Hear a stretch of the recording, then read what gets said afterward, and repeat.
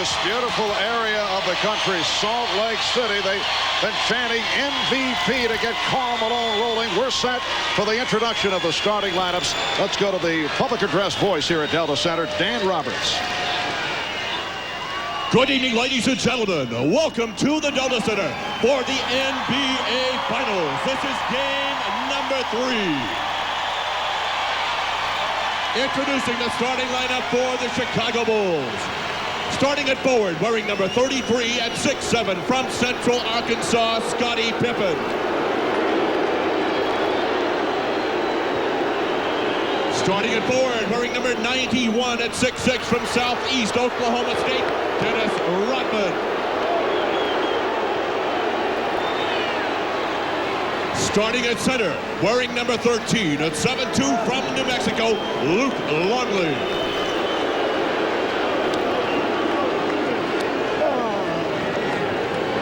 On the guard line, wearing number 9 at 6'6" from Miami of Ohio, Ron Harper.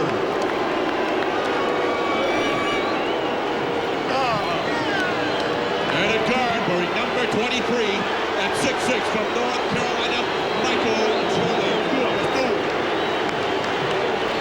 The Bulls are coached by Phil Jackson.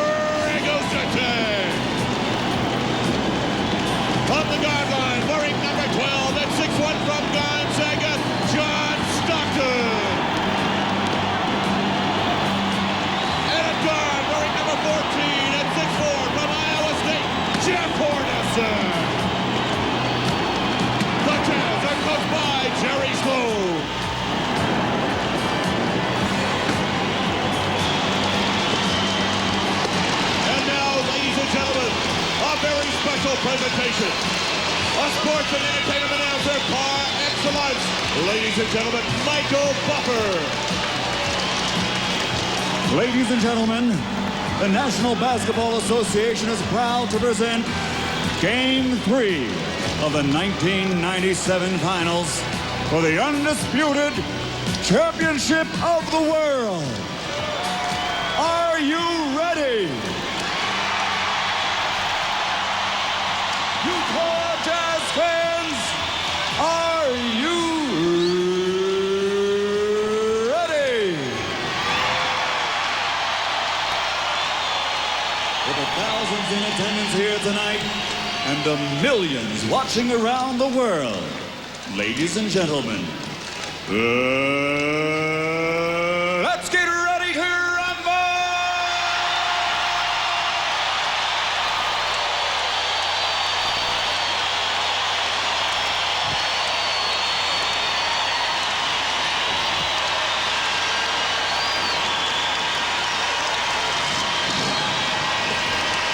Utah Jazz pulling out all the stops as they have brought on noted ring announcer Michael Buffer to help rev up the crowd. Rousing ovation for the Jazz during the course of the introduction of the starting lineup. Marv, critical for the Jazz. The great start, feed off this wild crowd, run the floor like you've never run it before, test the Bulls' endurance, and attack the basket, get to the free throw line, particularly Karl Malone. And the Bulls know the importance of establishing their will defensively. They did it in the first 2 games at home. Now they've got to do it on the road, and the key is trying to bottle up John Stockton.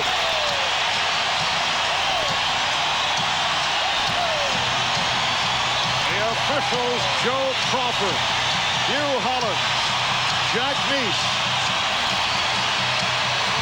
The chant of MVP for Karl Malone right from the start, although that can do funny things in the opposite way because it could also fire up number 23, Michael Jordan. Well, Michael has said from the very beginning of this so-called controversy that it didn't bother him. Good luck to Karl Malone. He deserved it, but Michael Jordan does not like to come in second in anything.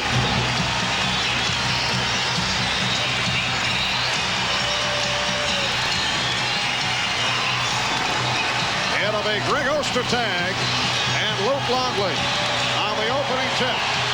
Joey Crawford with the toss.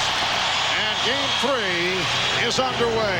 Ron Harper, who has been an unsung hero for Chicago, able to control. Dennis Rodman with a new look. And Jordan being played by Brian Russell. Fires over him for 3. Not a single dribble on that entire possession. Everybody touched it. Jordan beats the shot clock for the 3. Jeff Hornacek for Karl Malone, putting moves on Luke Longley. Now 2 adjustments. First of all, Utah making the switch defensively.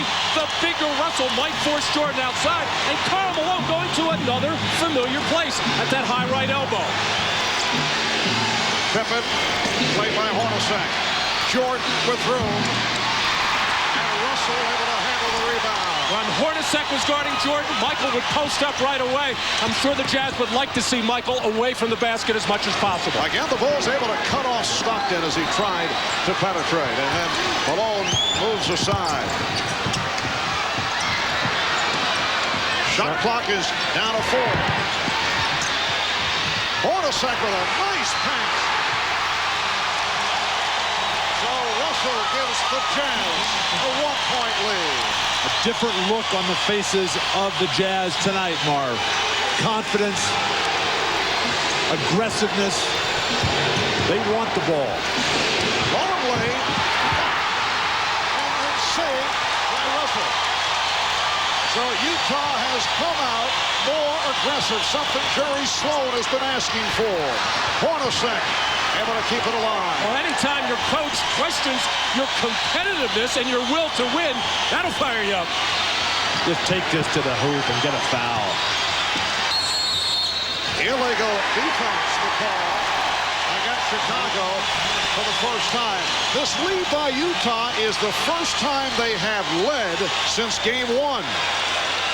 Brian Russell with 2 terrific plays, really picking it up now.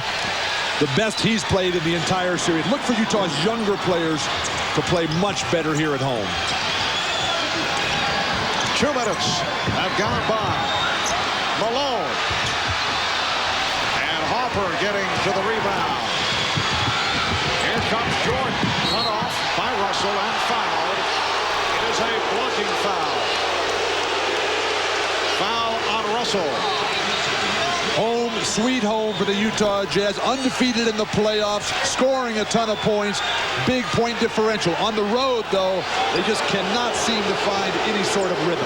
And during the regular season, Utah 38-3 here at Delta Center. Second best home record in the NBA. Again, the room for Jordan. All set up by Scottie Pippen going to the mismatch inside against Hornacek. Drew the defense, and then they leave Jordan alone. That's his second from downtown. Russell. It's a 3 for Brian Russell. The Jazz by 1.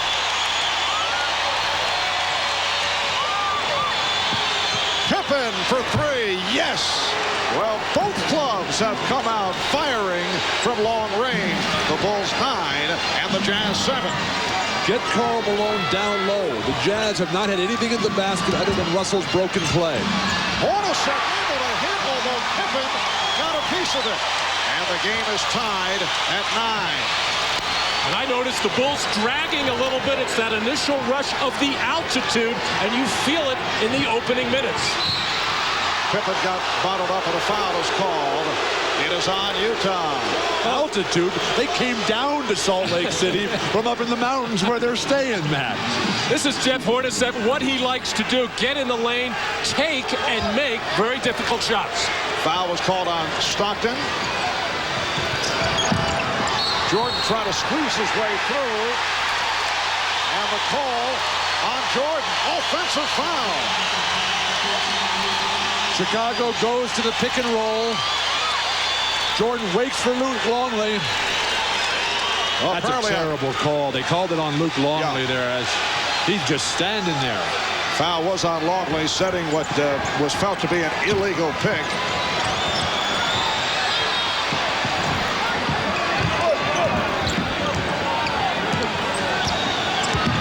Stockton with the lead for Ostertag and a foul. A gorgeous lead pass thrown by John Stockton. And the foul committed by Ron Harper. You're seeing a completely different Utah Jazz team from Game 2. Stockton just picking them apart, and finally Ostertag can hang on to it. They call the reaching in foul. Game tied at 9.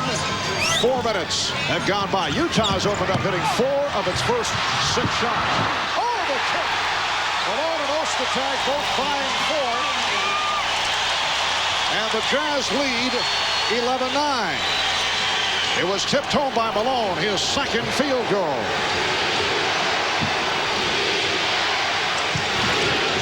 Longley.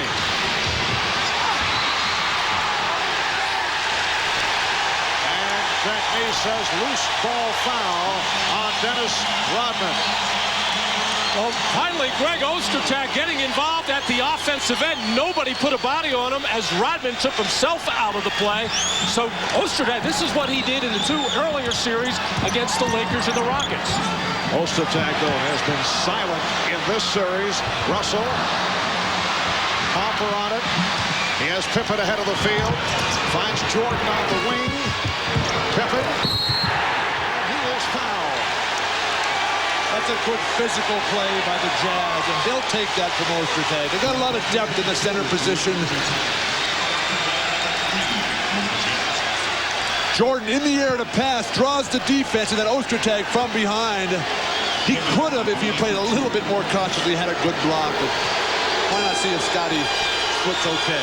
You guys mentioned the altitude here. For the record, Salt Lake City is 4,300 feet above sea level. I know Bill has been greatly affected. Well, the reason why I said we're almost 5 minutes into this game and the Bulls are leaning over when they're pulling their shorts, hands on hips. And as a coach, what you try to do is get those players out quickly, get some substitutions in, and usually you feel much better with that second win. Malone off the fake, got the step, and was fouled. Nice move. Once again, Phil Jackson is opening up with Luke Longley defending on Karl Malone, and that's the second committed by Longley. Karl Malone finally determined to get to that hoop. Something we see all the time in the Western Conference. Tends to look at that hand on every miss. Now, Matt, you made a comment about the Bulls bending over. You have to wonder about Chicago's conditioning and endurance. They don't practice much at all. The injuries to Scotty and Tony Kukoc. I think Utah can really take advantage if they just get the running game going. Well, Utah has to get out and run and get some easy baskets. They only had 2 fast break baskets, 2 fast break points in game 1, 6 in game 2. Here's the problems for Karl Malone from the free throw line in the first 2 games. 3 for 6 in the first game, and of course those 2 key misses. And he's playing with that nasty blister on his shooting hand, reopened when he fell to the floor in the first half the other day. Brian Williams just checked in for the first time and heard the boos from the crowd. He has made some disparaging statements about this area. Meanwhile, Karl Malone continues to have his difficulties at the line. Game tied at 11. 5 minutes gone by. Brian Williams replacing Luke Longley after Longley picked up a second. Jordan for 3. And Ostertag able to swipe it off to Stockton. Malone. Rebounded by Pippen. Well, the move of putting Brian Russell on Michael Jordan so far has kept Michael out of the post, where he likes to take that fadeaway jump shot. I think Michael should still go inside. He can get that shot over Brian Russell anytime he wants. I know Jerry Sloan likes Russell on Jordan because of the 6'7", the long arms, about 225 pounds. Jordan shooting over him again. So Michael Jordan is now 2 out of 5, both from downtown. Malone on the move.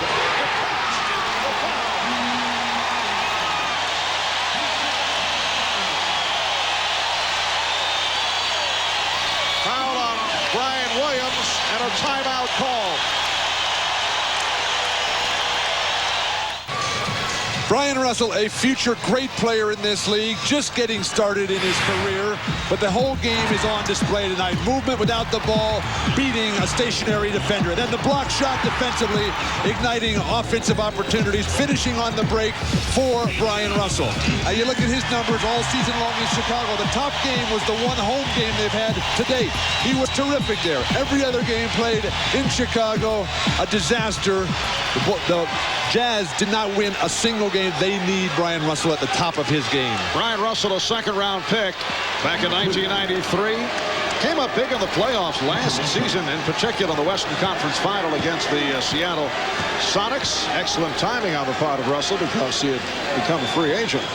And he had the huge game in Game 4 against the Lakers that really cinched that series in the second round in support of Karl Malone. A monster game for Brian Russell. Malone able to finish off a three-point play, and the Jazz up by 3. They double up on Pippen, so Utah going to pressure. Well, that's the most aggressive I've seen the Jazz defensively as far as getting after people. They obviously a totally different attitude and personality on this home floor.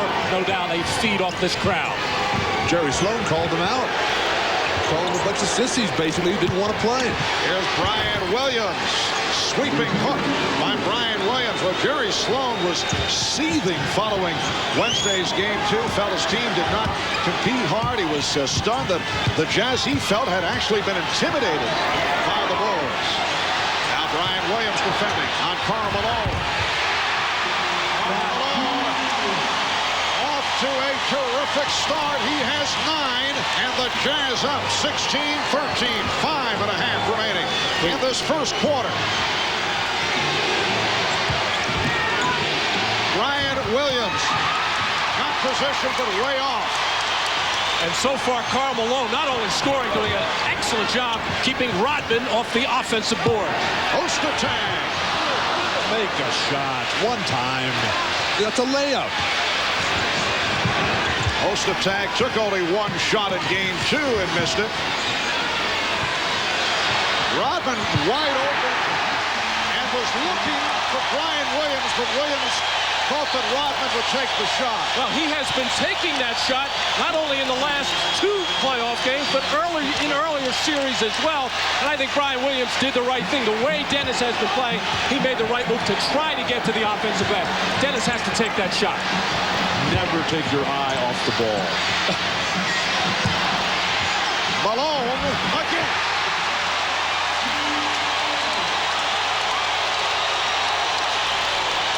Utah by 5. Steve Kerr getting set to check it. Howard Eisley has come on for John Stockton. Here's Harper. And tipped home by Williams. Brian Williams able to get a piece of it. Utah leading 18-15. Karl Malone has scored the Jazz last 9 points. We come up on 4 minutes to go in this opening quarter. When Ostertag goes for that block, the guards have got a block on. Eisley continues to play.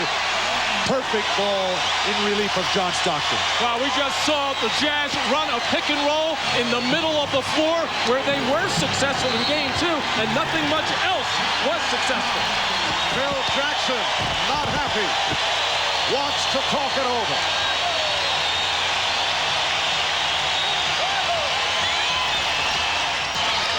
Well, the high pick and rolls in the middle of the floor.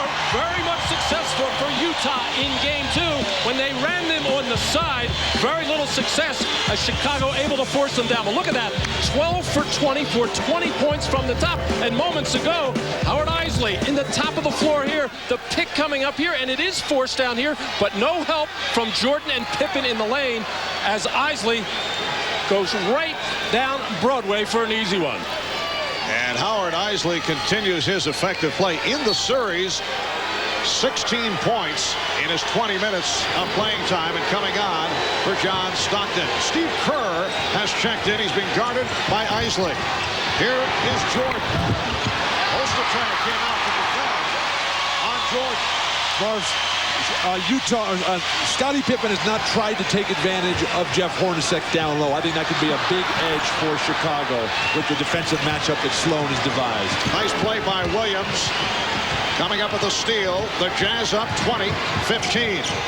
Rodman now guarded by Ostertag. Here's Pippen drawing the foul. Off the fake. Russell went for it. And he picks up his second. Want to scout the finals like a pro? Well, you can with NBA.com. Check out the animated play diagrams, detailed scouting reports on both the Bulls and the Jazz, provided incidentally by New Jersey Nets assistant coach Don Casey, the czar of the zones. And I say that with apologies to Mike Fratello. That's all exclusively on NBA.com, the official website of the NBA. Certainly no need to apologize for Don Casey, who's a brilliant basketball mind, been in the NBA forever. Well, Scottie Pippen now 3 of 4 at the foul line. You see Scottie's numbers continue to go up. Talking to him, and that foot, he's walking with a pretty bad limp in between the games, but he's able to battle through it in the games. No question, though, he's been playing in pain, aggravated the foot injury that hampered him all Wednesday night. Went 4-13 in game 2. He was hobbling after that brilliant first game that put the Bulls in position to win it on the jumper by Jordan. What a pass by Eisley. And Malone able to recover the Ostertag strip. Ostertag on the foul. And he continues to have all kinds of problems. Jerry Sloan's going to strangle Ostertag. Jim Gray just reported from the Utah bench that Sloan said to Ostertag during the timeout, you're missing shots, but if you don't put a body on somebody, if you don't play someone physically, I'm taking you out. Well, the amazing thing about this is earlier playoff rounds against Shaquille O'Neal, Ostertag did a nice job. Of course, Shaq's still going to score his points. And also, I say outplayed Hakeem Olajuwon in the clincher of the Western Final. Tony Kukoc has come on for the first time. There's a foul on Ostertag. That is his second. And now he will depart. So Ostertag sitting down and replaced by Greg Foster. Well, I was talking with Greg before the game. He's a terrific young man, just getting started in this league. He felt so much more comfortable in this building than he did back in Utah. You just got to feel bad for this starting out player. Greg Ostertag, #1 draft pick last year by Utah, out of Kansas, and came a long way during this past regular season.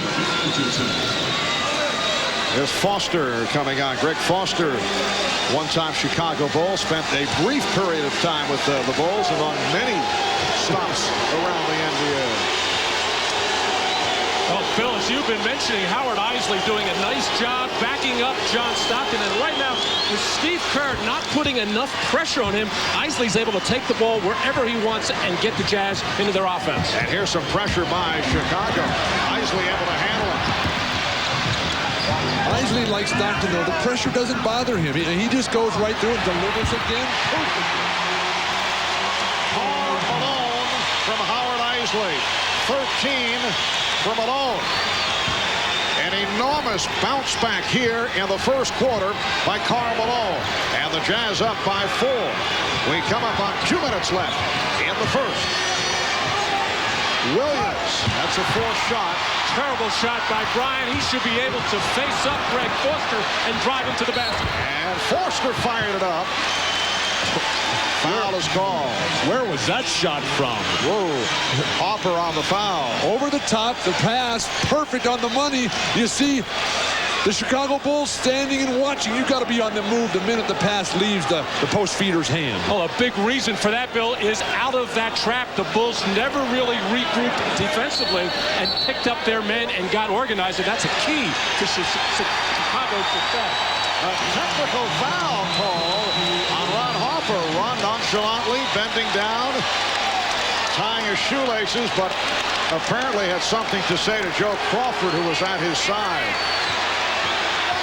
And the technical being taken by one of the best free throw shooters in the league, Jeff Hornacek. Here's another look at it. So Ron pulling the ventriloquist out.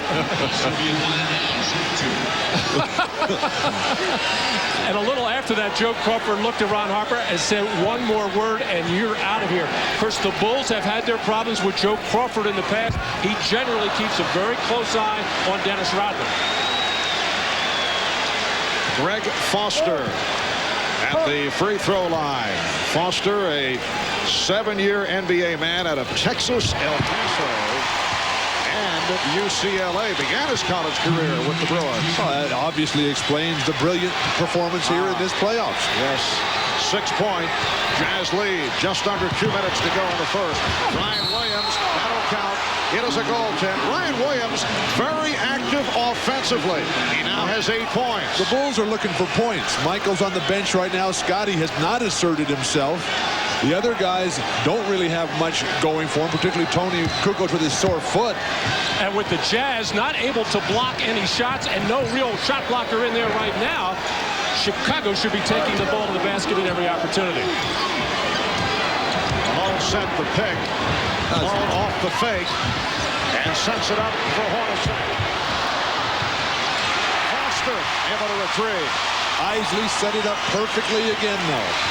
Gary Sloan remarkably calls every set play for this veteran, very intelligent team. Isley off the crossover for Foster. Yes. Isley again just making good decisions, and the reason is Utah has gotten away from the side of the floor where the Bulls can dictate where they want them to go. You get in the middle of the floor, much more difficult to control. Isley was in a little bit of trouble, kept his poise, and finally got the cutter, Foster. Matt, the height of the Bulls perimeter players has not had the edge here in Salt Lake City that they had back in the first 2 games. I think it's because they're tired. Their hands are down around their waists. 7-point Utah lead. Judd Bushler has come out. Tony Kukoc putting moves on Karl Malone and gets the roll. The Jazz 27, the Bulls 22. We are down to 50 seconds to go in this opening quarter.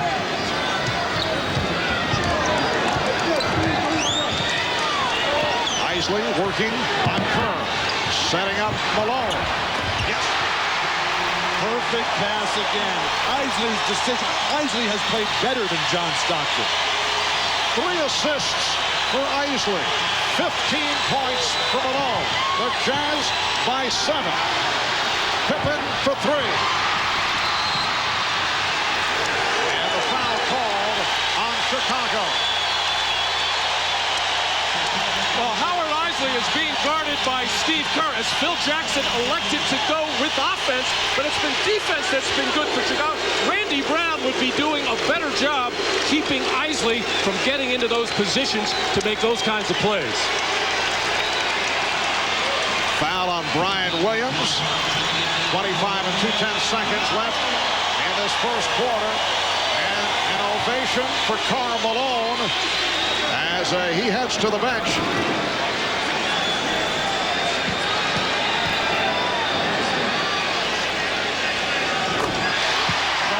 Scottie Pippen bending over, leaning on the shorts, a telltale sign. Brian Williams was as well, as Phil Jackson has gone to a very small lineup now with a one-shot situation. Michael Jordan coming in. This shows you how concerned Phil Jackson is, bringing Michael Jordan in for one shot here.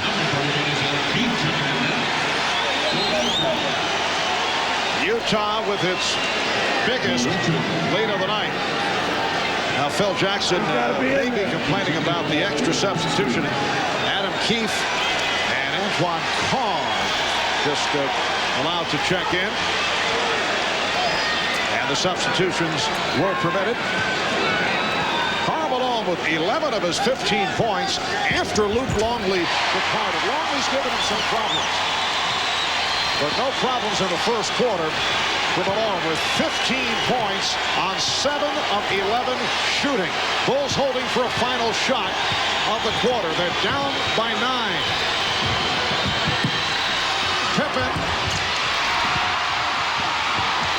Morris couldn't handle it. Final seconds. Bushler blocked. And it was apparently deflected out by Pippen, who thought he was fouled by Keefe with 2 seconds, 2 2/10 seconds to go in the first quarter. The Bulls can't believe a foul was not called there. Utah, great opportunity. All right, Carr fires down. Keefe tried to slap it back. He did. And Hornacek shot late. Looked like a long 2 seconds to me. Whoa. That's called home court advantage, Marv, in the Western Conference. But that's the end of one. Standing ovation here in Salt Lake City for the Utah Jazz. Up by 9 on 12 of 23 from the field. Karl Malone with 15 points to lead the way. It's the Jazz 31, the Bulls 22. You're watching the NBA on.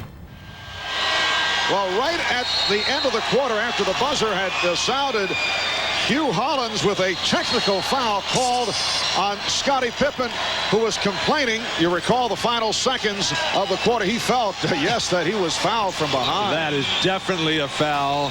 Phil Jackson demonstrating over the top. My guys are getting hammered. Regardless of the time situation, referees have got to blow that whistle. I mentioned earlier that the Bulls have had their problems with Joe Crawford, always keeping a close eye on Dennis Rodman. They have had a history with Hugh Hollins as well, going back to a Game 5 against the New York Knicks on a foul called on Scottie Pippen against Hubert Davis, a year that Michael Jordan was not available.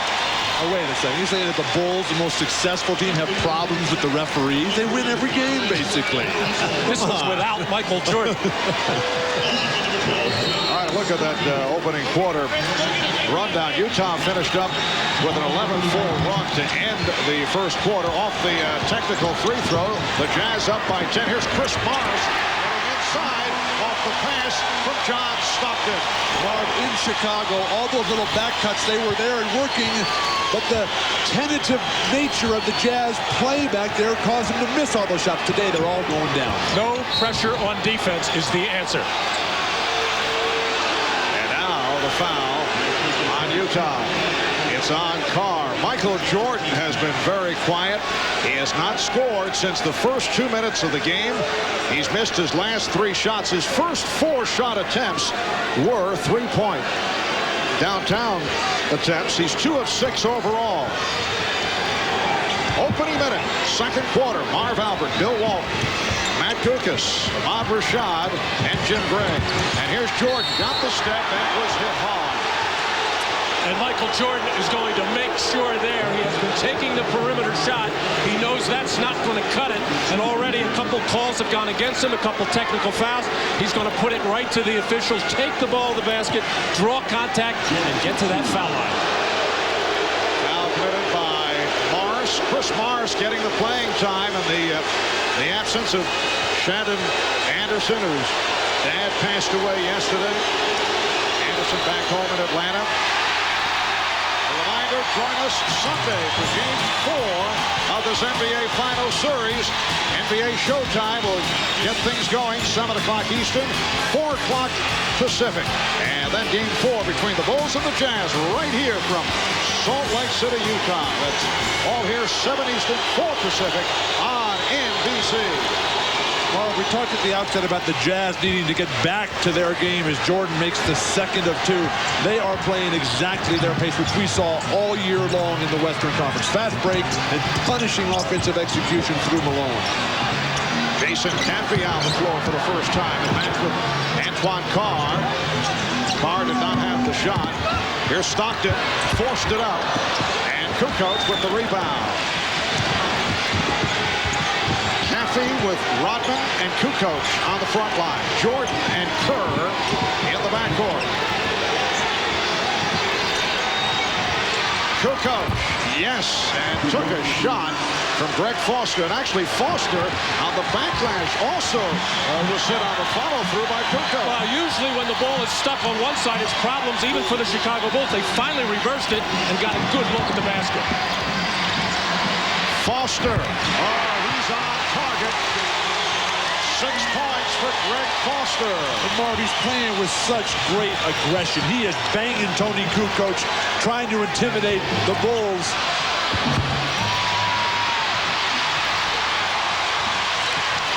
Steve Kerr in a rare situation trying to set up a shot off the dribble. Well, he's a little frustrated because right now he's unable to keep John Stockton from controlling the tempo and making plays. Stockton has 4 assists, no turnovers. Adam Keefe. Carr trying to punch up that rebound. We're early second. The Jazz up by 11. Jordan being guarded by Morris. And then met by Keefe, who cut him off. Kukoc for 3. Caffey's back tap handled by Stockton. Running the floor. Finding Morris.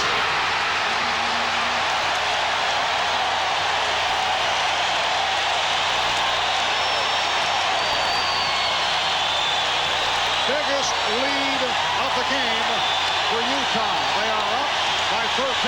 Kerr for 3.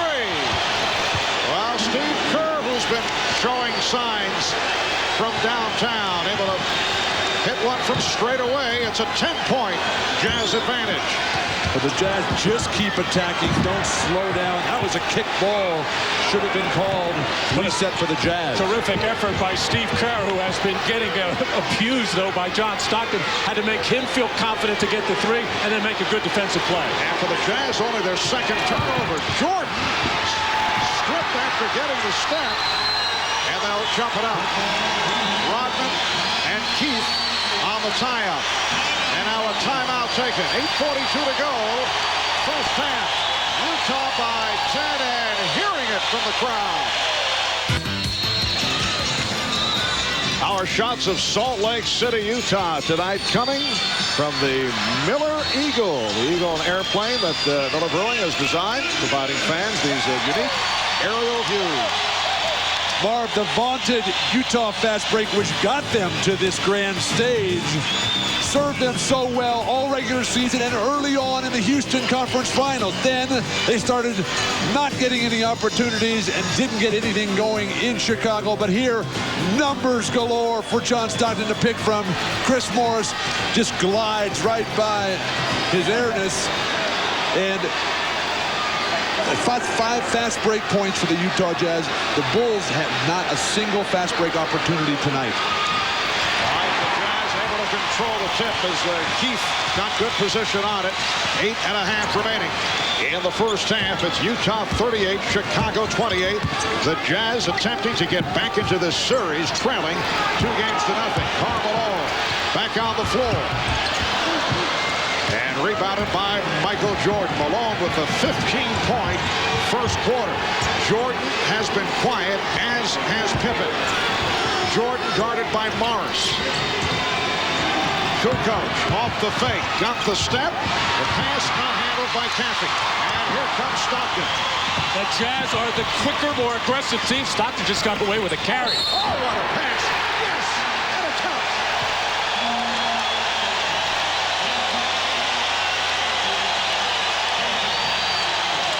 Utah Jazz basketball on exquisite display tonight. John Stockton will never touch the ball with that left hand. The defense, you cannot play behind Karl Malone too deep. Basketball at its best. But one time he did touch it with his left hand. It should have been a turnover. It never ceases to amaze me how teams do something on their home floor and then go away and stop doing it. What was good for the Bulls, they're not doing it here. And that was 6 assists for Stockton. Let's check in with Jim Gray. Jim?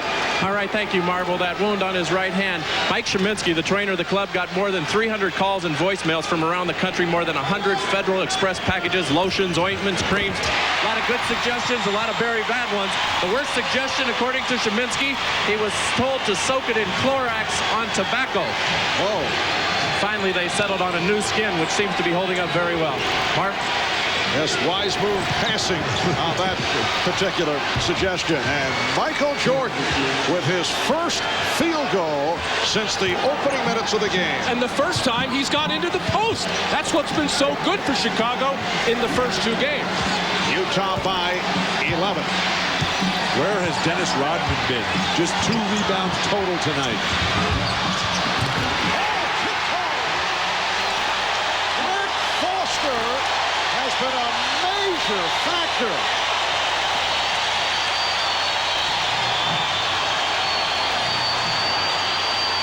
The Jazz up by 13. Luke Longley, who just checked back in. He was fouled before the shot attempt, but illegal defense was called, so that will overrule the foul. If Dennis Rodman's not going to guard Karl Malone, he's got to dominate the weak side defensive rebounding. Foster, though, just coming in over the top of Dennis and Scottie Pippen, throwing it down. He's a little worked up tonight, too. Well, Phil Jackson and the Bulls are waiting for Dennis Rodman to get more involved in some way. Jordan, it counts, and the foul. So Michael Jordan going to the fadeaway and took the hit. That will also lead to a Utah timeout with 6:54 remaining in this first half. Here's the move by Jordan and the foul committed by Malone. It's the Jazz 43 and the Bulls 32. Control because of the great contributions of their solid bench, which was non-existent back in Chicago. But here, Howard Eisley lights him up and then finds Greg Foster, who's 3 for 3 from the floor. Chris Morris runs the floor for an easy 2 in Jordan's face. And you see the entire squad getting in. At the bottom, Antoine Carr, one of their key players, hasn't gotten it done on the points, but he has contributed mightily on the glass and defensively. And Chicago's bench doing well, too. Brian Williams, Tony Kukoc, Steve Kerr making a contribution, but the only starter for Chicago doing anything of note, Michael Jordan. And he just completed a three-point play, so the Jazz lead is 10. Stockton putting moves on Hopper, able to penetrate. Now Stockton looking like a different player. Utah by 12. They came out with a burst at the start, sparked by Malone, and they have maintained the double-digit lead. Jordan. And here's Mars. Fires and hits.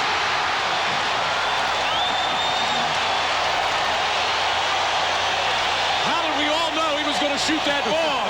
First of all, he did a terrific defensive job on Jordan, forcing him away, take a tough shot. And Longley stripped by Malone. Foster in the open floor, able to put it behind his back. Again, they are on their feet here in Salt Lake City. It's a 15-point Utah lead, and they're looking for more. They double up on Stockton. Foster for 3. Yes!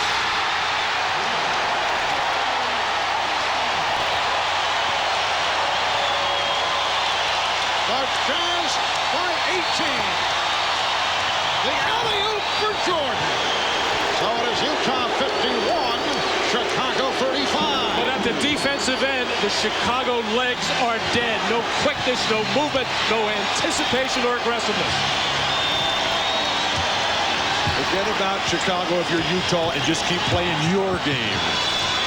Morris for 3. And Longley with the rebound. Pippen delivers. Intended for Rodman. Here comes Foster with the pull-up. And Longley called for that foul, putting Keith on the deck. Karl Malone's defense tonight has been outstanding. Chris Morris's three-pointer on the break, an ill-advised shot, but it goes down. Why not? And Foster, he's stroking threes. Everything going right for the Utah Jazz. Brett Foster now has 11 points, his season high 13 back in late January against Atlanta. Greg Foster opened up the 94-95 season with the Bulls and then was cut after only 17 games. It was his misfortune to be with Chicago when they had too many centers, or at least too many bodies at the center position. At one point, he thought his career was over. Marv, you can never have too many centers. Spoken like a true center. Look at him get to the hoop. With 20. Chicago not able to come up with a stop. Utah scoring every possession. And they lead 53-35. Randy Brown is checked in for the first time. Phil Jackson looking for some defense. Here's Brian Williams. And back comes Stockton. Stockton for three. And it will be Chicago ball. Karl Malone passes up the outside shot, gets that little bit of seam.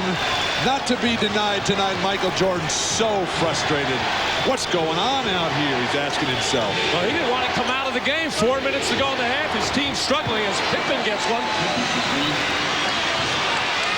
Scottie Pippen only a second field goal. It's a three-pointer. He now has 9. The Jazz up 53-38 with just under 4 minutes to go in the half. Harper with the steal. Harper is really reading John Stockton. He told me he wants to watch Stockton's eyes all the time because Stockton's looking to get it off to somebody else.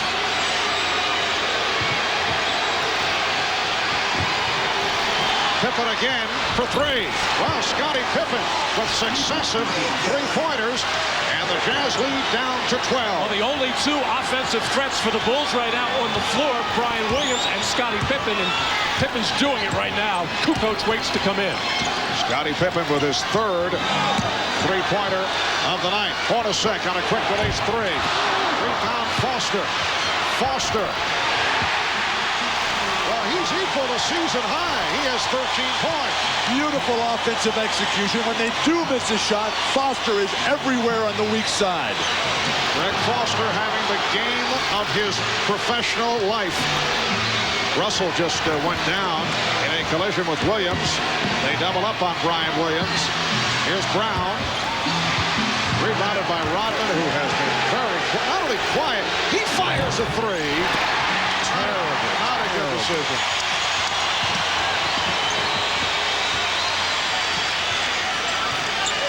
Dennis Rodman has not been playing with his usual fire during the course of this series. But look at Karl Malone. He's starting to point. He's got that anger in his eyes. Stockton forced it, and it was knocked out of bounds by the Bulls. 5 seconds on the shot clock when we resume. Timeout taken, 2:18 left in the half. Reminder coming up at halftime with Hannah Storm, the Prudential Halftime Report. We'll hear from the colorful owner of the Utah Jazz. There he is, Larry Miller, always pacing during halftime. A revealing conversation with Peter Bessie about Miller's 12 years owning this Utah franchise. Plus, first half analysis from the doctor, Julia Zerving, and the czar, Mike Fratello. All coming up on the Prudential Halftime Report. When we resume, 5 seconds remaining on the shot clock, 2:18 to go in this first half, and the Jazz leading 55-41. One of the heroes of the first half, there's the other big man, Karl Malone, with 20 points. Greg Foster with 13. Malone's in bounds, finding Russell. He lost it. Shot clock running down, and a foul call. But Chicago claiming it should be a 24-second violation, and the officials will confirm. Jack, these clearly called the foul first, and they're going to stick with that. Jack, a tremendous referee. This is his first finals game ever in his career, which I find shocking because I think he's one of the best referees there is. And what he did there was he went right over to Hugh Hollins and asked if it was a shot clock violation before he blew the whistle to call the foul. Foul on Harper.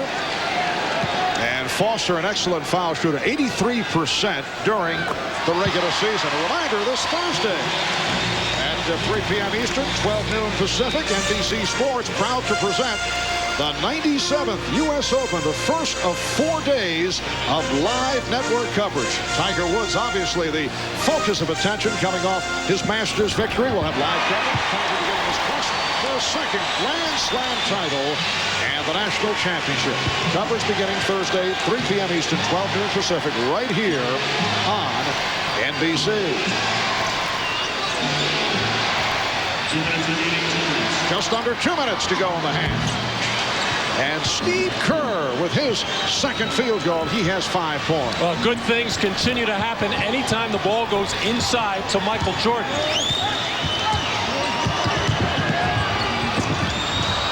Stockton lost it. Adam Keefe has got to catch that ball. Nice pass from Kukoc. It counts in the foul. So Brian Williams will head to the line. Well, Chicago getting a kind of a semi-transition play, getting it into the post quickly. Nice little give and go between Kukoc and Brian Williams.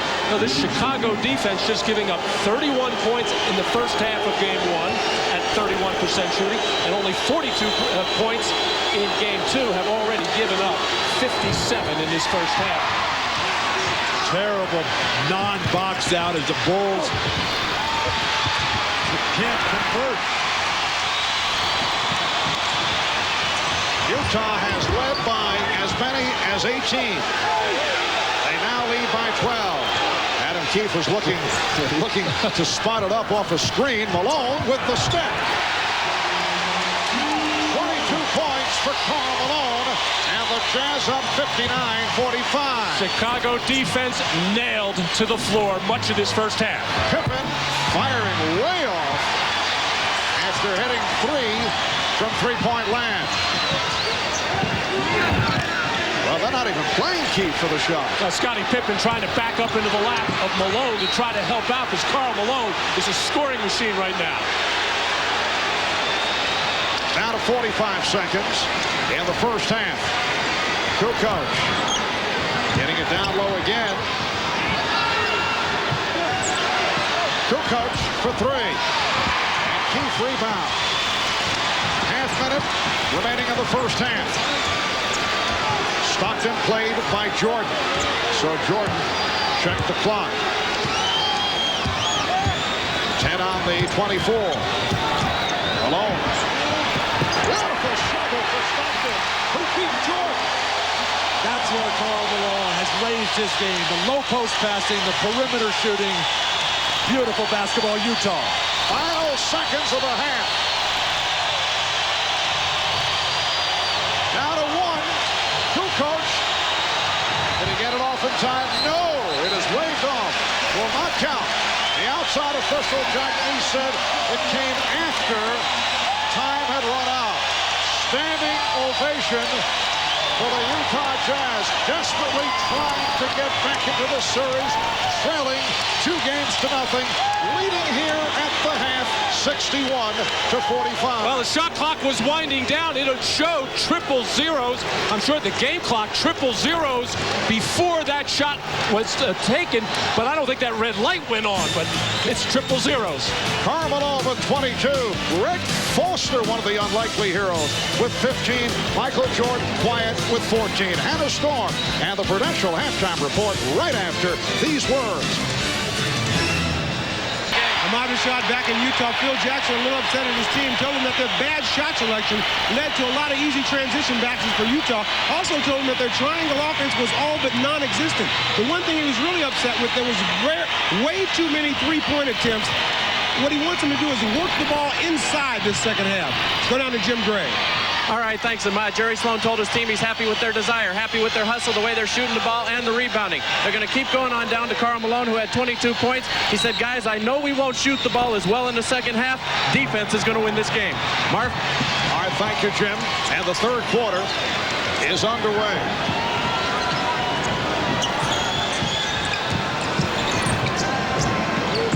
Off the weave, Stockton handing to Hornacek, but the shot clock rolling down.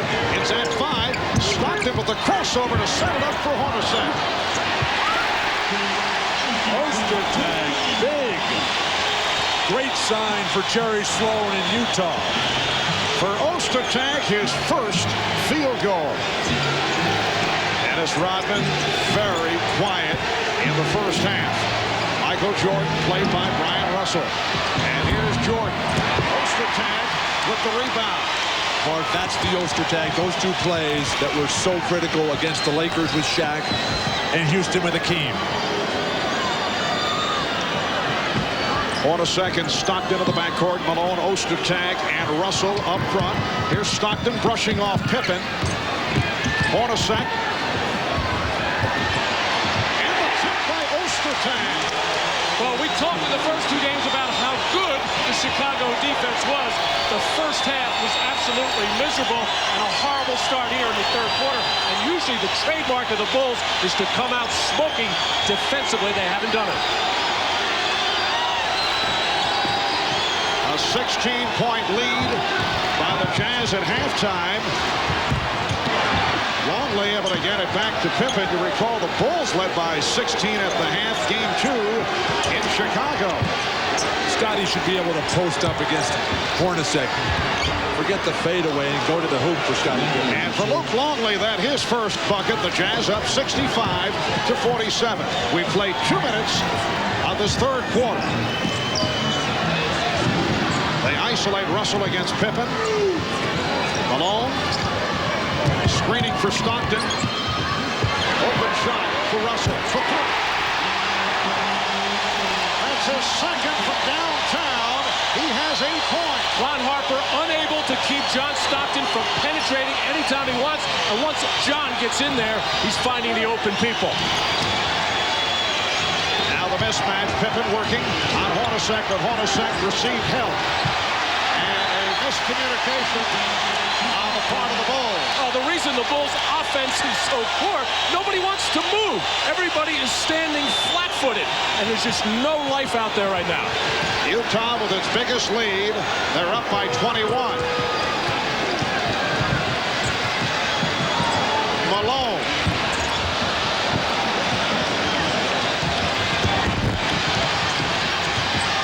Jordan fouled by Malone. Well, one of the rare fast break opportunities for Chicago, and it was a struggle.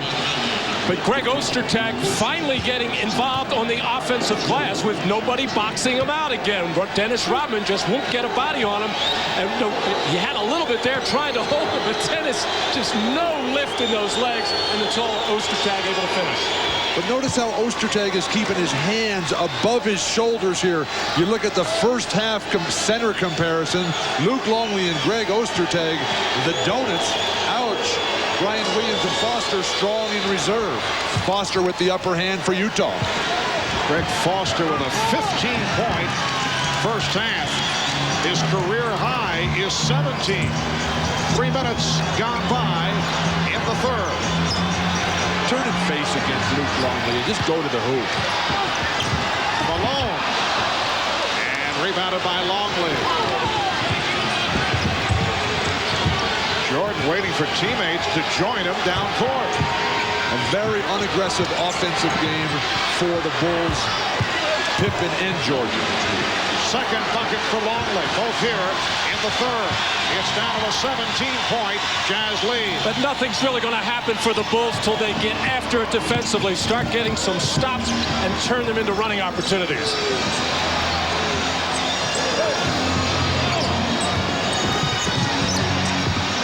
Malone.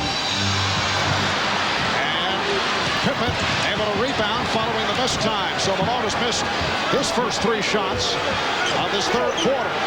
Terrific defensive job that time by Stockton to make Pippen pick up his dribble at half court to cut down the transition play. Here's the mismatch. Pippen working on Stockton. And the pass broken up. It's a 3-on-1. Malone over Jordan. Nobody in his right mind is going to get in front of Karl Malone when he's barreling down like that. But you got to foul him. The way he's struggling from the free throw line, make him earn it from the line. And here comes Stockton again. The Jazz got to keep pushing, keep the run on. Make Chicago quit. Rodman jumping up and trying to save it, but did he step out of bounds? Yes, he did. But finally, Dennis Rodman has shown up to do something, even if it does. The Bulls do not get the ball.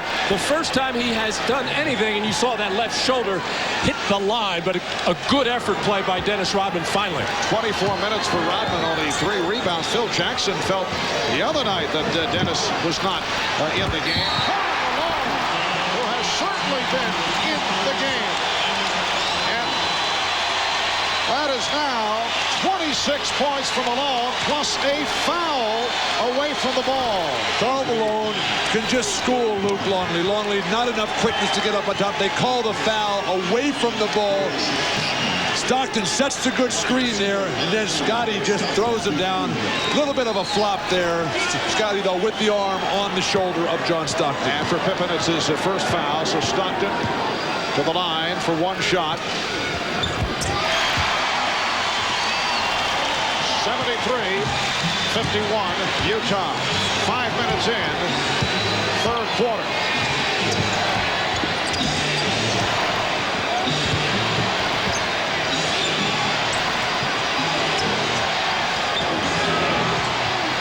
Shot clock down to 5. And a steal by Malone. There's Russell on a breakaway.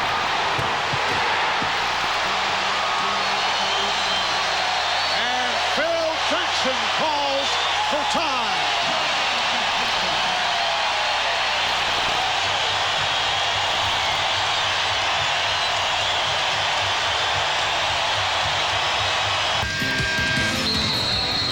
At the outset, we talked about Utah feeding off their great crowd, getting the fast break going. That's been the story for Utah as Karl Malone finishes the break.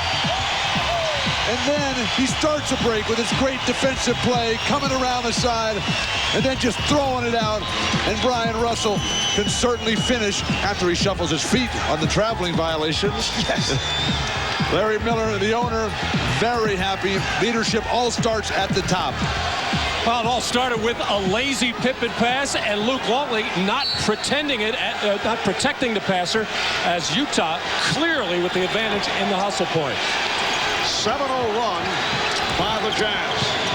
Nice 4-point lead for Utah, their biggest lead of the night. Ryan Williams back on the floor. He has been contributing. That's 12 points for Williams. Well, the Bulls down by 22, and it's either the altitude or they did not take the Jazz seriously after Utah's poor performance in Game 2. I think it's the former. Stockton rejected.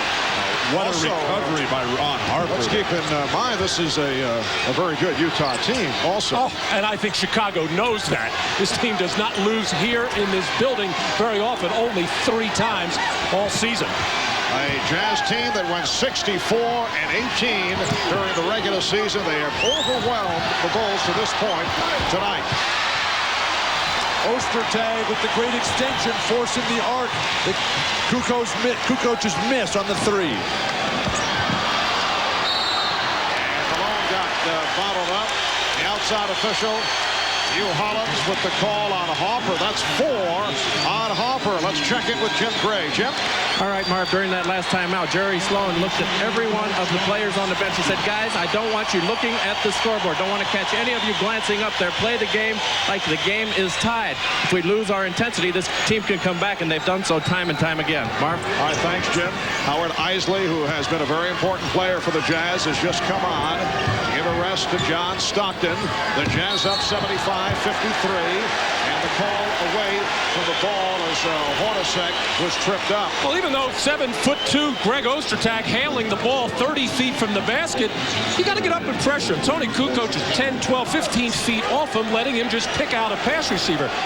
The Bulls are in a position right now. They have to get up and pressure every pass and obviously every shot. Ryan Williams called on the foul, talking about what Jim was saying about Jerry Sloan. Sloan said after the game the other day that as you see Malone get inside, they control the boards. Sloan felt that the Utah Jazz will to win was affected the other night. And Kukoc hit by Ostertag. When you question the character of your team publicly, that's basically calling them out and saying, let's see what you've got. The Jazz have responded perfectly tonight. One of the rare casual attempts by Karl Malone the last time down, resulting in the missed layup.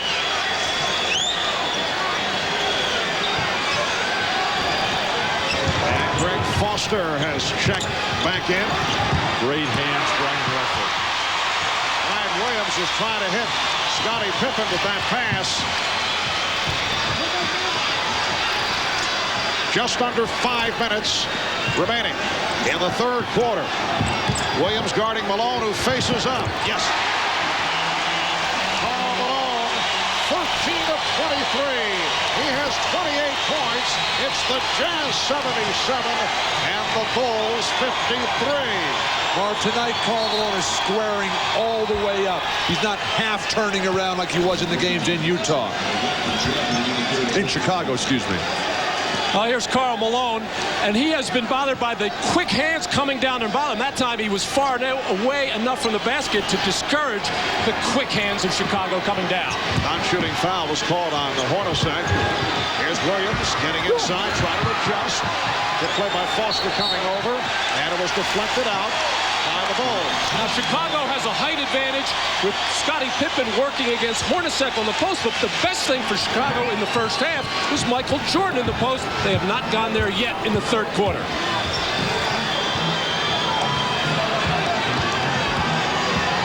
Isley setting it up, finding Malone, who takes it to the basket. How is that not a foul on the body check? Foster with the intercept. Pippen broke it up. Foster with the recovery. Jerry Sloan not happy with that shot, although Foster's having a terrific game. That was an ill-advised shot. It's only good if it goes in.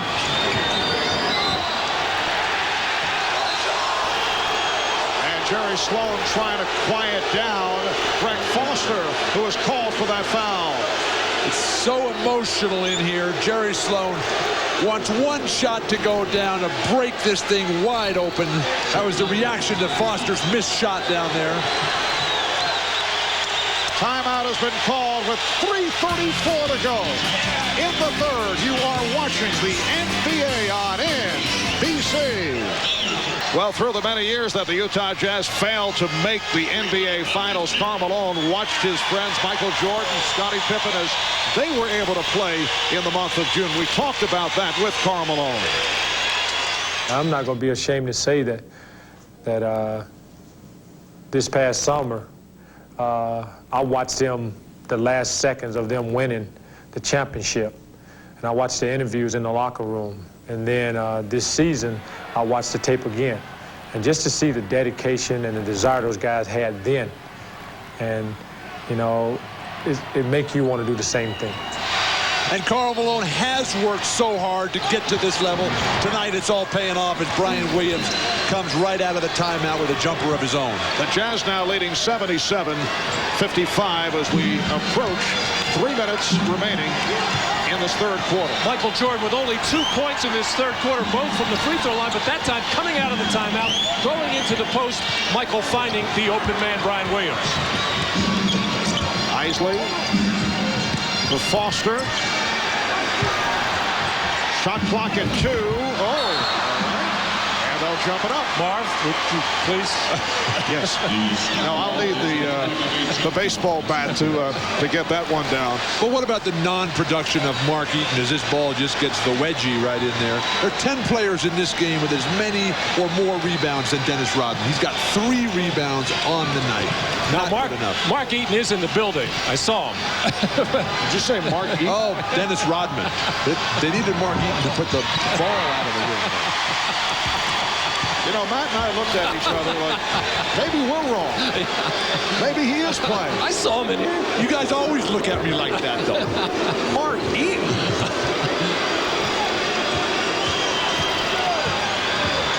Shot clock at 5. And Hopper able to knock it away with 4 on the shot. There's Mark. Unfortunately, no, his number is retired. He will not be available tonight. Another self-inflicted wound. That's terrible. Karl Malone hearing it from the crowd as he sits down. Shot clock running down, and Isley not able to convert. Jordan finding Kukoc. Yes. It is a 20-point Utah lead. Another rarity for Chicago in this game, throwing the ball ahead from the backcourt. Usually some kind of good shot will show up.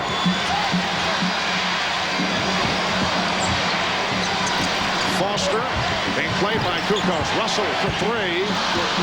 And rebounded by Jordan. Bulls looking for a late rush here down the stretch in the third quarter, in particular with Malone on the bench looking to cut into that lead, which is now 20. Malone and Stockton on the bench. That's almost like having Jordan and Pippen out of the game at the same time. It is exactly like it.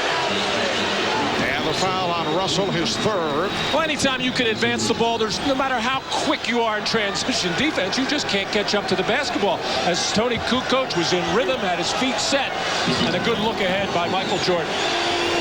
Utah over the foul limit. And Scottie Pippen is now just 3 of 6 at the line. Scottie Pippen, great in game one.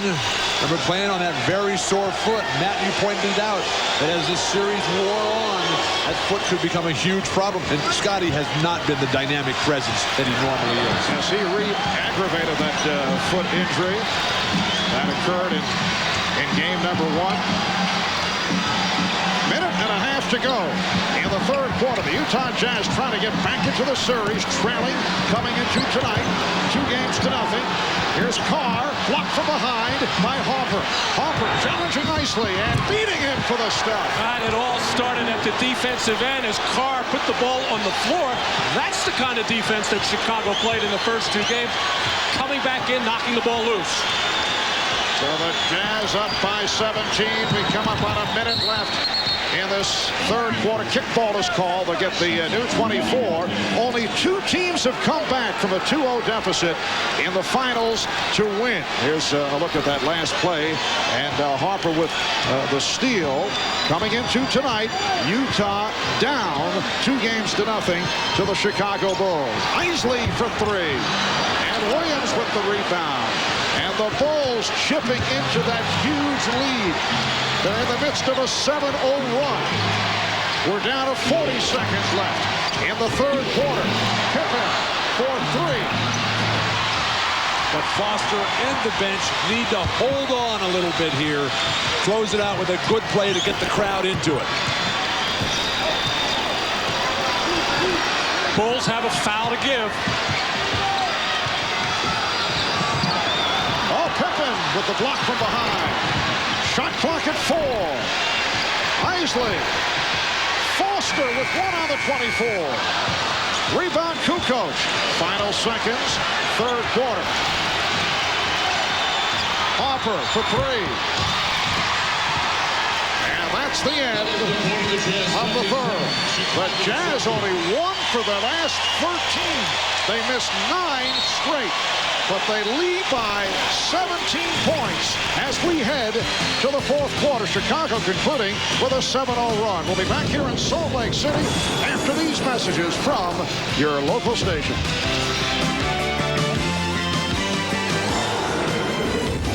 The National Basketball.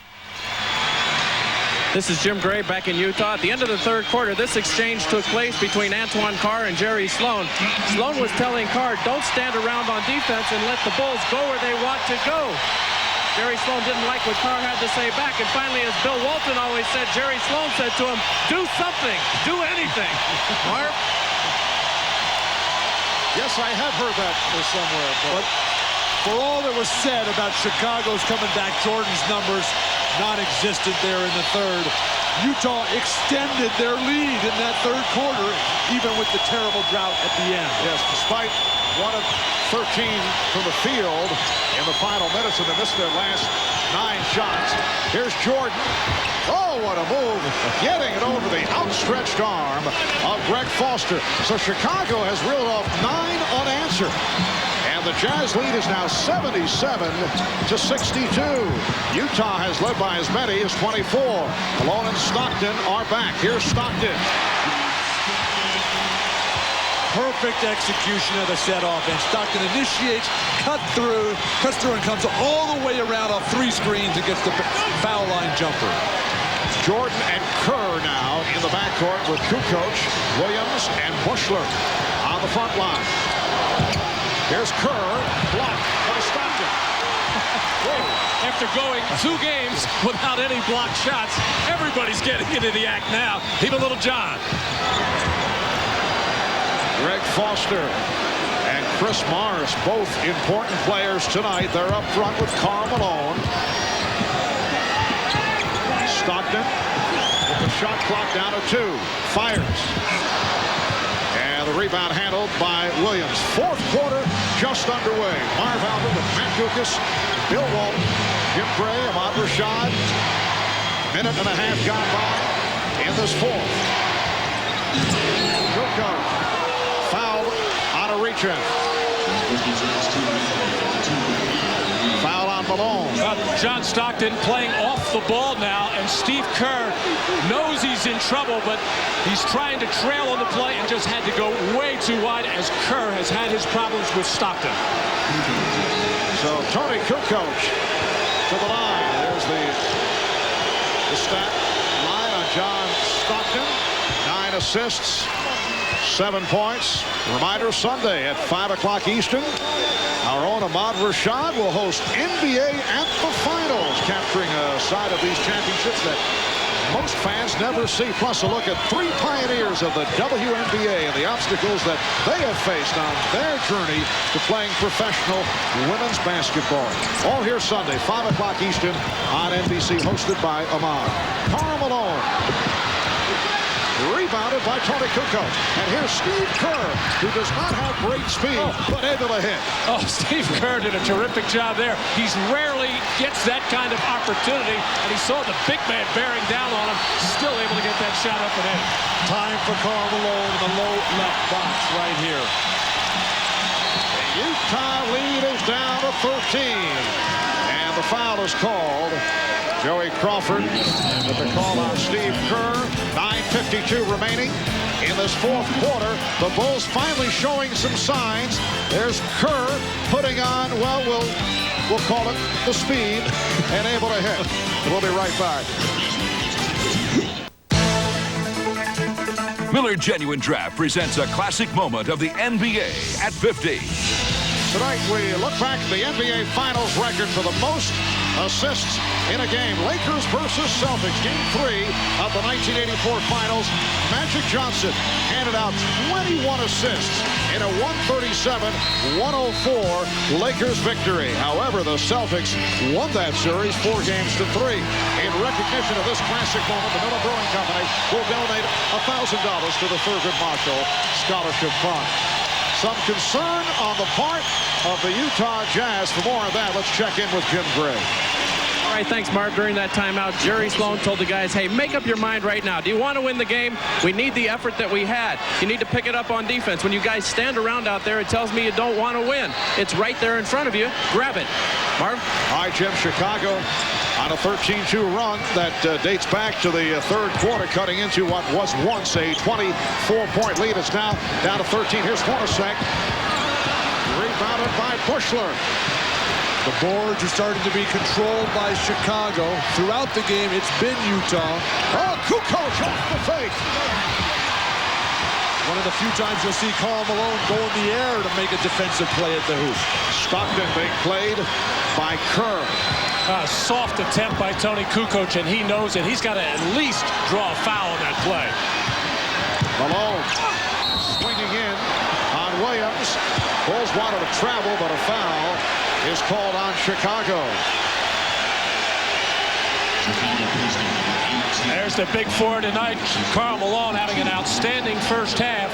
John Stockton not so much with the points, but doing a terrific job of floor generalship. A quiet night for Michael Jordan, and Scottie Pippen has just been too spotty with his offense. I thought it was interesting that time when Karl Malone knew he was going down on the floor, made sure that he got his right hand up so he didn't put that right hand down on the floor. And the foul committed by Brian Williams, who now has 4. Marv, I'm flabbergasted, not by the missed free throw. Karl has had his struggles. The fact that Jordan and Pippen have 21 shot attempts between the two of them. This is their statement game, the third game in the playoffs. They've never lost one of these games on the road. Tonight, they haven't brought their offensive attack. Well, Malone is 3 for 6 at the line. He has 29 points. Utah, 80. And Chicago, 66. 3 minutes gone by in the fourth. Steve Kerr remaining on on the floor. Phil Jackson looking for offense. Chris Morris defending on Michael Jordan with help. Kukoc for three. Rebounded by Ostertag.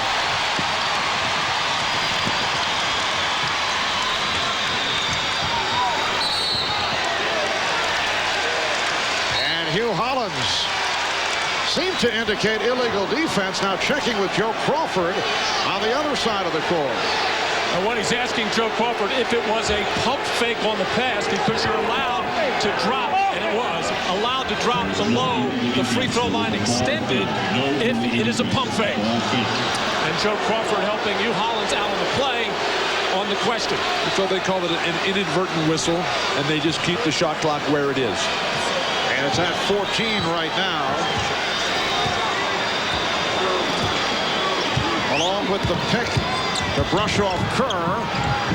They double up by Malone, and Bushler with the steal, taps it ahead, and is fouled. Beautiful play by Judd Bushler. Foul on Chris Morris. That is his third. Well, for those of you who would like to continue with the NBA Finals, as usual, we will have our post-game special on CNBC. That'll be immediately following tonight's game. The entire cast will recap it all with highlights, live press conference interviews, and guests. We'll take a look back at this Game 3. That's the NBA Finals post-game special immediately following this Game 3 between the Jazz and the Bulls. Judd Bushler had a miserable regular season from the free throw line, just 36%. The foul on Bushler. He blocked Stockton. Stockton is so tricky. Very little contact on the play, but he just kept going, absorbed what there was. Just imagine how many little 5'10" guys are sitting around their living room tonight saying, yeah, that's me. I'm going to do that. And John Stockton right now realizes what an important time of the game this is really barking out to his teammates, stay in the game, get with it, get after it. The Bulls with their third team foul. Utah struggling, only 2 for the last 17. Morris for three. Didn't really have a grip on the basketball, but fired it up. Oh, that won't stop him. It's a 13-point Utah advantage. Chicago very much alive after trailing by as many as 24. Just under 8 minutes to go in the fourth. Jordan. And the tip by Brian Williams. Well, Chicago has gone to a lineup to force Stockton, the point guard, on Michael Jordan. They don't necessarily have to do it, but they did it on that possession. Jerry Sloan's got to make an adjustment there. Malone with Rose. Ostertag with the hustle rebound and called for time. Well, a good play by Greg Ostertag, able to save the possession. At the offensive end, Chicago getting to the glass. Ostertag and Karl Malone not boxing out there. Too easy for Chicago. Ostertag keeps it alive himself. Does the tight wire act along the sideline and says timeout. Good place for that timeout. 7:25 remaining in the fourth.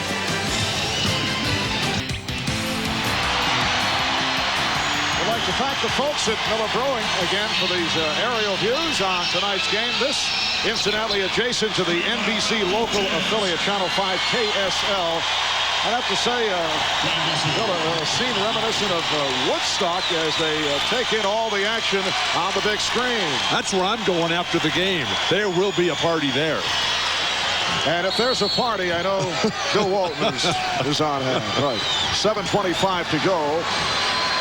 In the fourth quarter, it's the Jazz 80 and the Bulls 69. The Jazz only 2 for their last 18. Chicago has had its difficulties, particularly from long range. And a foul is called on Harper. That's number 5 on Ron Harper. Well, it's Utah's pattern coming down the stretch in fourth quarters to go to their pick and roll game, but it has not been successful from the side of the floor. They have had better luck from the top of the key in the middle. Stockton uses the pick. Harper staying in with the 5 fouls. Here's Russell. He continues to hit shots. I am so glad they came back with Brian Russell. Chris Morris is a little bit out of control there. Russell having his best game of the series. Brian Russell with 12, 82-69, Utah. Bulls not getting any spacing. Kukoc had nowhere to go. Beautiful pass, broken up. Stockton with the steal. Stockton protecting on Pippen, setting it up for Hornacek. The tip missed by Ostertag, and last touched by the Bulls. Brian Russell battling off the screens. Scottie Pippen not able to stay with them. You see Scottie not with that great footwork that he normally has. Very sore ball of the foot. Ostertag has become a warrior underneath the boards. Well, Russell had to create his own shot there, but on the pick and roll, Chicago has had so much success on that side pick and roll, forcing it down to the baseline. But so far, John Stockton now has been able to get to the middle of the floor. And Luke Longley has come on for Tony Kukoc. Still no sign of Dennis Rodman for Chicago. Malone.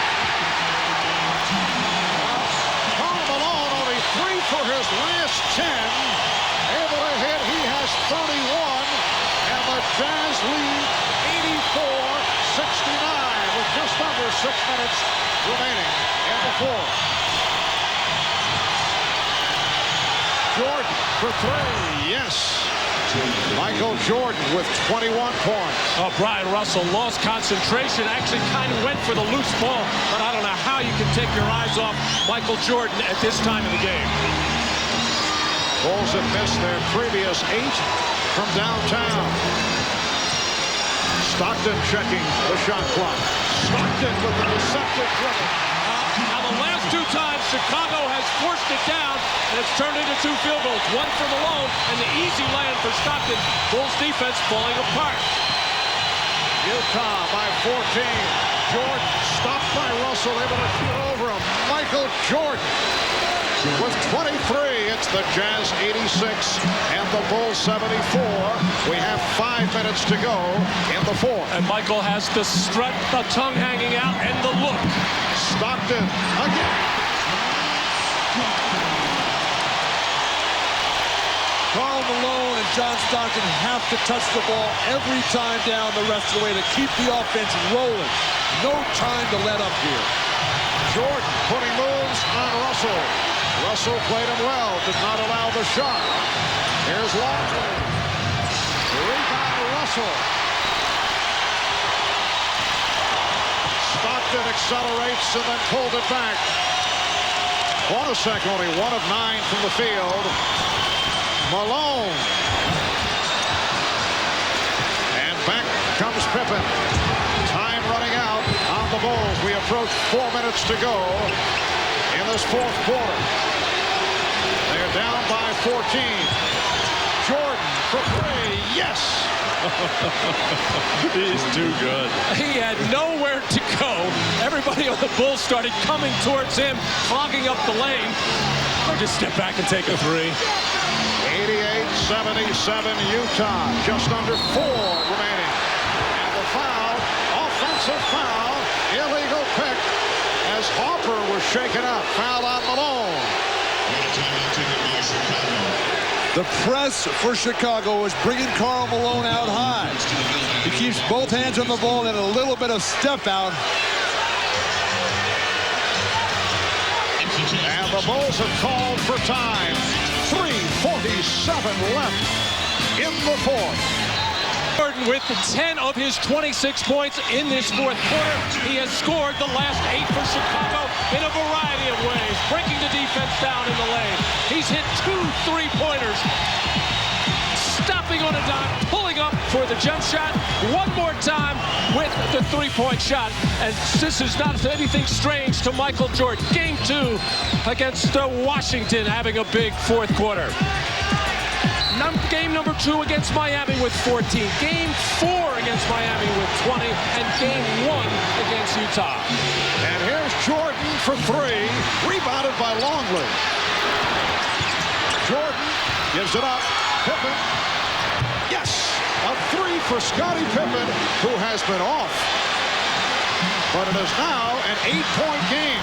Utah led at one point, 77-53 with 3:24 left in the third quarter.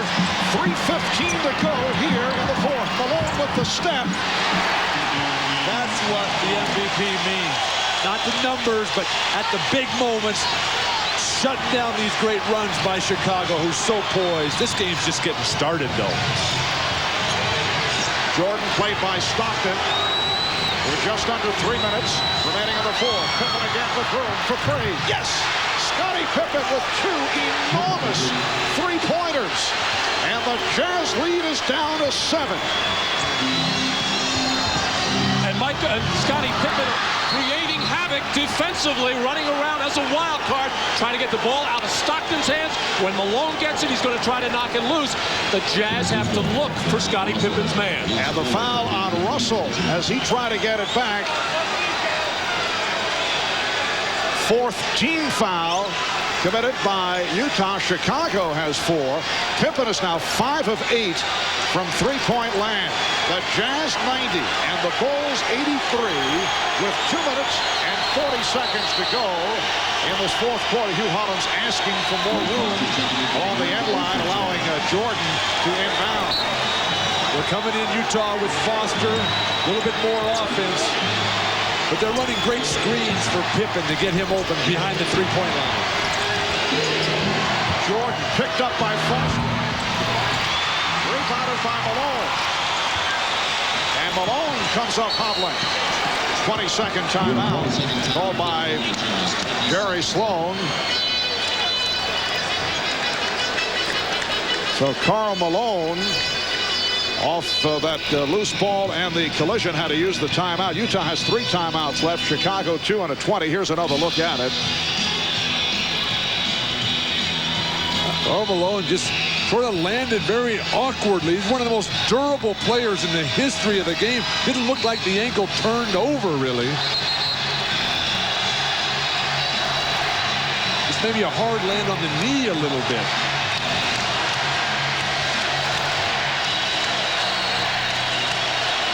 But Scottie Pippen, along with Michael Jordan, able to bring the Bulls back into a game that appeared to be gone in the third quarter. Anytime Michael Jordan makes any kind of penetration move into the lane, he's going to draw the defense. They're going to watch Michael Jordan, and it's going to leave Kerr and Pippen open.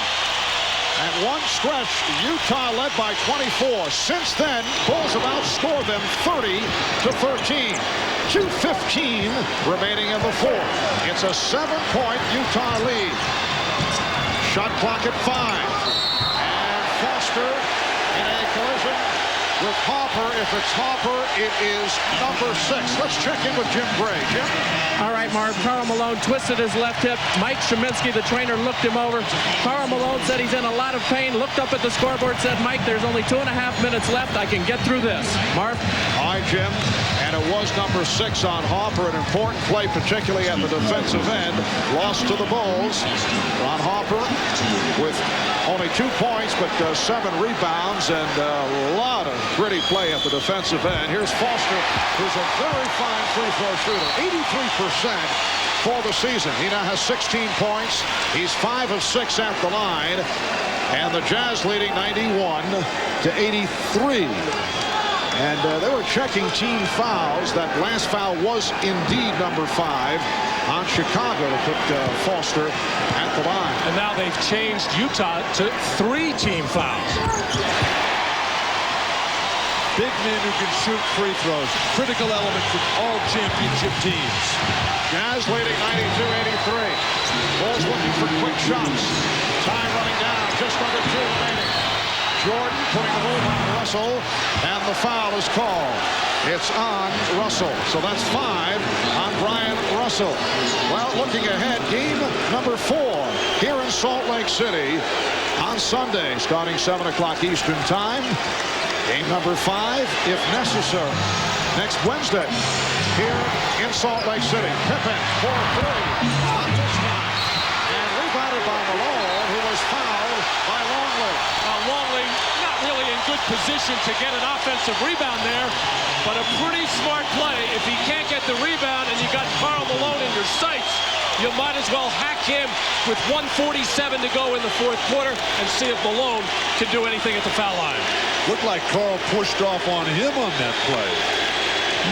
Now, Karl Malone had said after the poor performance the other night in Chicago, he won't make any excuses. He said it was embarrassing the way he played. He will try to correct things tonight in Game 3, and he has certainly done just that. Karl Malone with 34 points. Well, Karl Malone, a different player here at home, as most players are.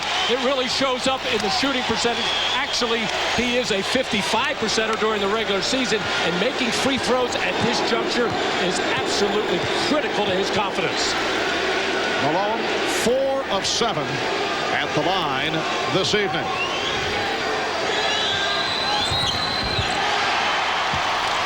Utah by 11.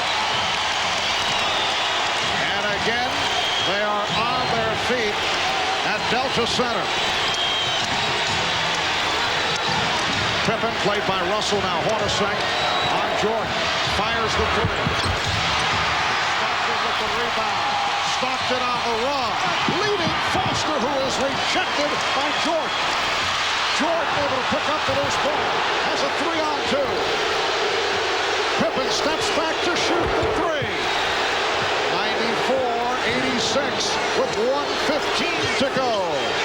Utah needs to keep moving that ball. Flash big guys into the center of the court. Well, Kukoc trying to slap it away. Called for the foul. How about Scottie Pippen? 6 3-pointers, 6 of 10 from downtown. He waited too late to bring that, though, Marv. Very quiet early, 22 points in all for Scottie Pippen. Very quiet first half for Pippen, only 12 points on the 3 of 6 from the field. Here's Malone again at the line. And after Karl Malone missed those final 2 free throws in Game 1, a dead silent building for Karl Malone. He said he wanted to be back in this situation, and here he is. The decibel level has reached its peak here in Salt Lake City, Utah. Timeouts remaining. Neither club with a foul to give. Karl Malone, 36 points, 10 rebounds. Truly an MVP performance here this evening, and truly a bounce back for Malone from what has taken place over the first 2 games. 1:08 remaining in this fourth quarter. The Jazz 95 and the Bulls 86. A rally by Chicago, curtailed by Utah. They now lead by 10. Now, Scottie Pippen had something to say to Malone as he walked up to the line for that free throw. Didn't faze him a bit. Jordan putting moves on Russell. Angling, but short of a 3-point attempt. And last touch by Utah. The nightmare that Brian Russell lived through at the end of Game 1. He's learned a lot. Jordan trying to draw the foul there. Russell just let him get out of balance. 22nd timeout taken by Chicago. So the Bulls have just 1 timeout remaining. Well, coming out of that timeout, Scottie Pippen had said something to Karl Malone, if you'll remember back at the end of Game 1, something about the mailman not delivering on Sunday, and that was very prophetic. But the mailman has been delivering here at home on Friday. Matt, you must have unbelievable ears, because I can't hear a thing in here. It must be the rabbit ears that all coaches develop. The Utah Jazz on their way to cutting it to a 2-1 lead in this best of 7 NBA Finals series. Russell with the rebound. Give the ball to John Stockton here. Hornacek surrounded and throw it away. Jordan setting it up for Kerr for 3, way off. Pippen looking to get it outside, but he was hacked with 36 seconds left.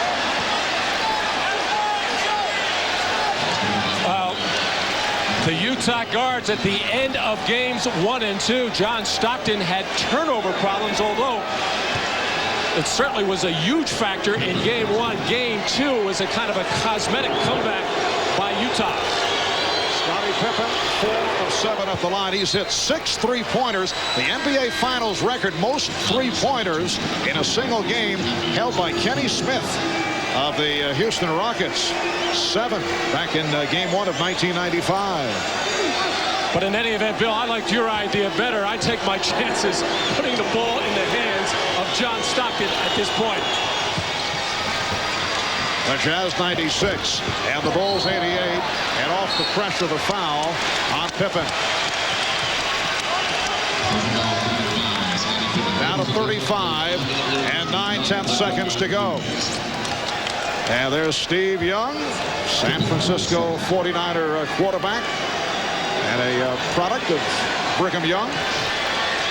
Taking it all in with Senator Orrin Hatch, who is actually 2 seats away from Utah Jazz head coach Jerry Sloan.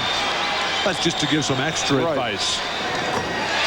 Well, the Jazz now 19 of 23 at the line. Mike Szymanski in the white shirt, he's the buffer right there. Yeah, Mike, the Utah trainer, passing on advice from the Senator.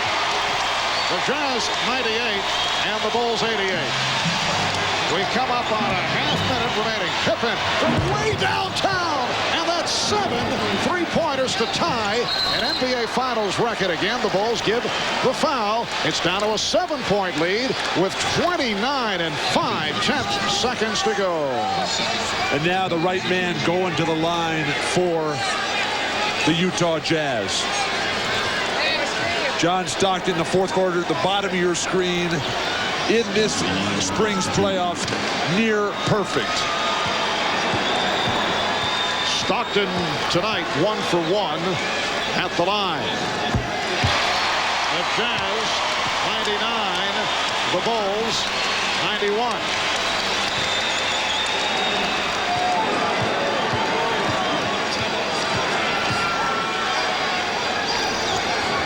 Chicago has 1 timeout left.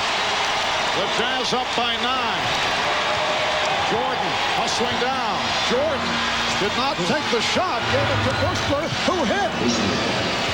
100 to 93, and again a foul. It's given by Jordan. Once again, Stockton to the line. Oh, wait a minute now. I have seen some great crossovers in my day. Tim Hardaway, Allen Iverson. But if this is not a carry, I don't know what is. Michael Jordan bearing down on Jeff Hornacek.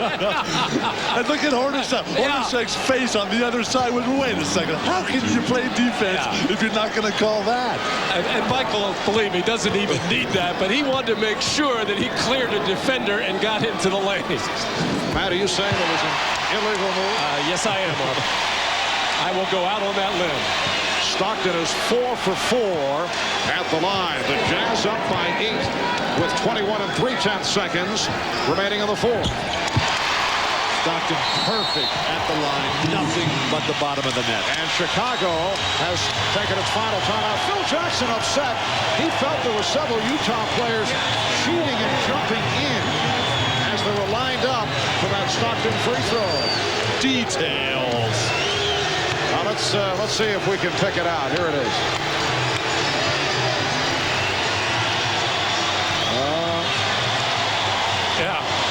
Jason Caffey in there way too quick.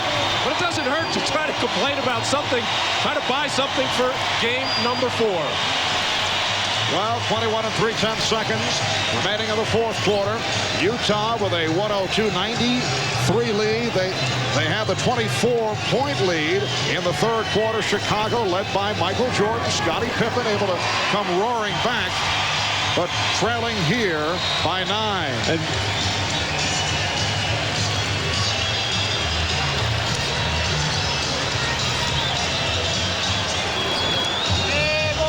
the reason why Phil Jackson is complaining, Karl Malone is not in his proper spot, which is the 2nd position next to Jason Caffey. He is 1 too high, and Phil trying to rule that should have been a violation and no free throw.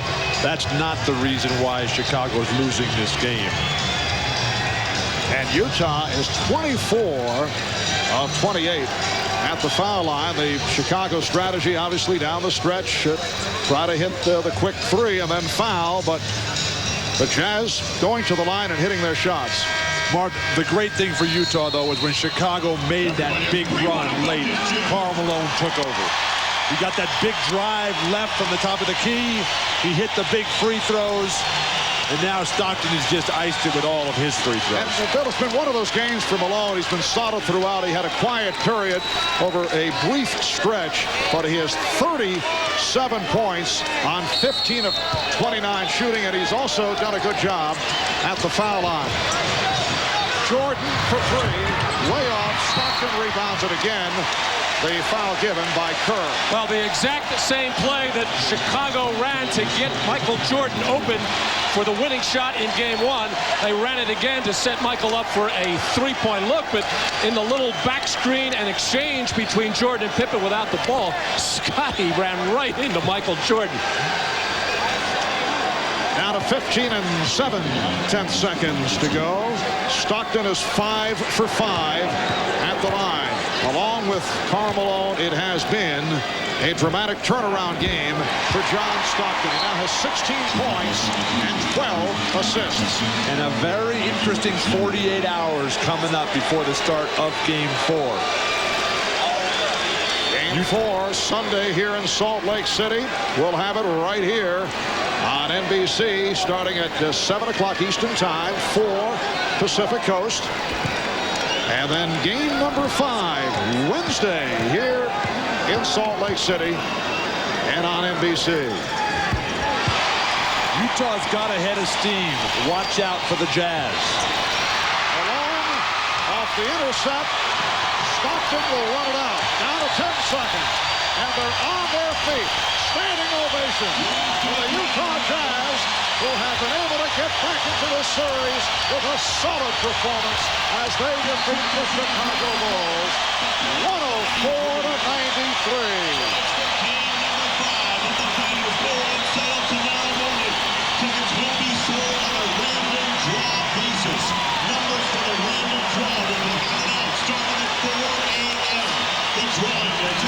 Many heroes for Utah. Their most valuable player, Karl Malone, heading the list. He's with Ahmad Rashad. Ahmad? All right, thanks, Marv. Carl, before game 2, you told me that you would do. Well, a couple of days later, you finally did deliver. Well, like I said, I haven't been really playing the kind of basketball I would like to. But it started on the defensive end. When I'm more active on the defensive end, my shot seemed to come together for me a lot more. But we're going to take one game at a time, Ahmad. These guys are a great team. They got a lot of poise. And we think about one at a time. We forget about this game. We get ready for Sunday because the intensity level is going to be a lot higher. What was the difference between game 2 and game 3? Because you guys really didn't have much intensity. Well, we didn't have much intensity at all. But you know what? We act our small guys to do a lot of stuff for us. But it's time for the big guys to step up and some screens and be a lot more physical, not doing anything crazy. And when you do that, you get a lot more intensity to play the game of basketball. And this is the finals now. And this is a lot higher. And Michael, Scott, and them get those ready every night, and we need to do that over here. When you talk about being the finals and the intensity and all that, you got banged around a little bit tonight in this game, but nothing was going to keep you out. No, it wasn't. This is a bone sticking out of them. I will play, and I don't have any excuse. We're forgetting about this now. Sunday. That's all I want to say. All right, Carl. Congratulations on the game tonight. We'll see you Sunday. All right, let's go over to Jim Gray. All right, Ahmad with Greg Foster, 17 points tonight. Greg, a lot of people probably would not have anticipated this type of a game from you. It's almost out of nowhere, isn't it? Well, that's fine, and that's how I want it. I don't want anybody even thinking about Greg Foster. I hope they continue not to think about me. But I just maintain the attitude. I'm going to come out here and have fun with this experience. Greg, how much of Jerry Sloan's speech to you guys the past couple of days and challenging you guys that you guys didn't have the will to win, how much did that help and drive this team tonight? You know, honestly, Jerry didn't have to say a word to any of us. You know, we knew that we came up short in the first 2 games. We know we didn't play the best game that we could have played. And tonight we came out here and we showed some spunk. A lot of people jumped off the bandwagon when you went down 0-2. Did that upset the team? They sure did. You know, they jumped off Houston's bandwagon too. Houston came back and won 2 big ones. So that's what we need to do. We need to concentrate, come out here and have fun with it. All right, Greg. Congratulations. Thank you very much. All right, Marv, back to you. All right, thanks, Jim.